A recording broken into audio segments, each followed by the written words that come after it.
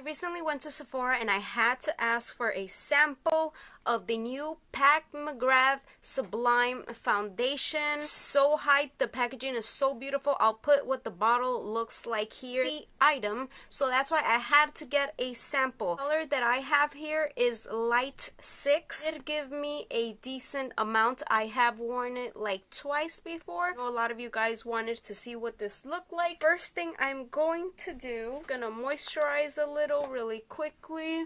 This retails for $68. So it's a pretty pricey foundation. So if you can, definitely go to Sephora and get a sample. It comes like in 30 something. I'll put the exact number. It's described as a medium coverage foundation. I am more of a full coverage foundation. Also gonna prime, and I'm gonna be using the Becca Evermatte Poreless Priming Perfector. A nice amount like this. I'm gonna be using half of the face with a brush, half of the face with a sponge, just so we can see if there's more coverage, applying it a different way. This does claim to be oil-free. I have a whole playlist of oil-free foundations because I'm obsessed with that. Shade on the site, light 6, is described as a light with pink undertone.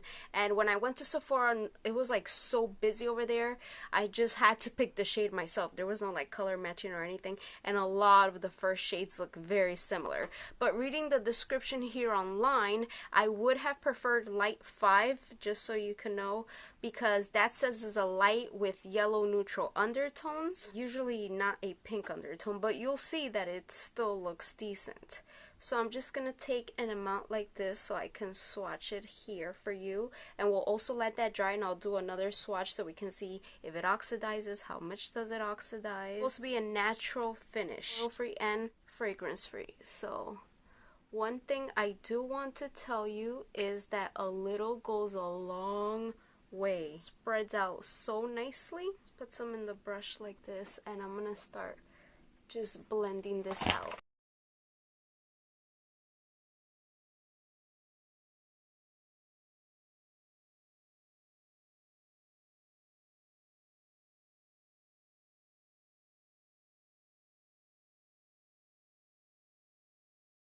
Alright, so you can kind of see the difference in half of the face, and honestly, if I wouldn't have read it online, I wouldn't have known that this was like a pink undertone, because I don't really see it. It's like it's a pretty good match. As you see, it does say it's a natural finish. I do agree with that completely. It did blend out very easily. Like, I cannot tell you how flawlessly the application is. Really enjoy that. And now let's just take some here. I even think this might be a lot. So it's a good thing that a little goes a long way. That is definitely a plus in my book.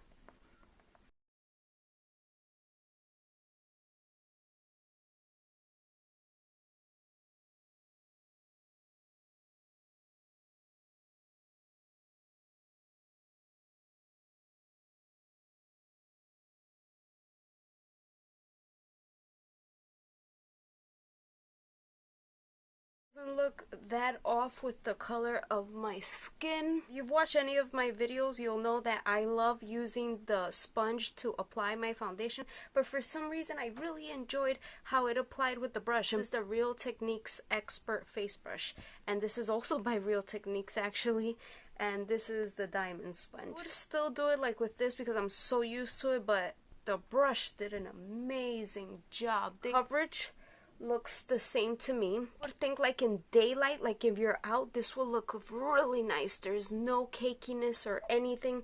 It really does look like this is your skin. It's amazing. And it does say it's supposed to give like a luminous finish. See it really nice. Like, it's not too matte, it's not too glowy. You don't look super dewy like if you're oily like me.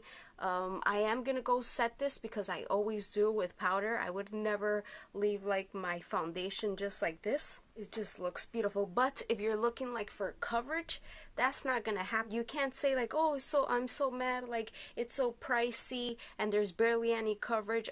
It says on the site it does not claim to be full coverage, so we can't get mad at it for not like concealing everything. I want to go ahead and just put some concealer. It's looking pretty dark down here, and this is the Too Faced Born This Way Naturally Radiant Concealer. I did rave about this because how it makes your under eyes look. I have a whole review on this. Now, blend this out. So yeah, it all depends like what you're looking for. If you're looking for coverage, then definitely do not spend like $70 on this. And trying to build it up, you're not gonna get the coverage that you're looking for. Maybe if you want to put like some concealer before, maybe that could help, and then apply the foundation on top. You don't really have like problematic skin, or you really do love that natural finish, this is gorgeous. Foundations look really different like indoors than outdoors, and this is one that would really just look gorgeous outside. Love that I tested it out. If they come like with a mini size, I would definitely purchase it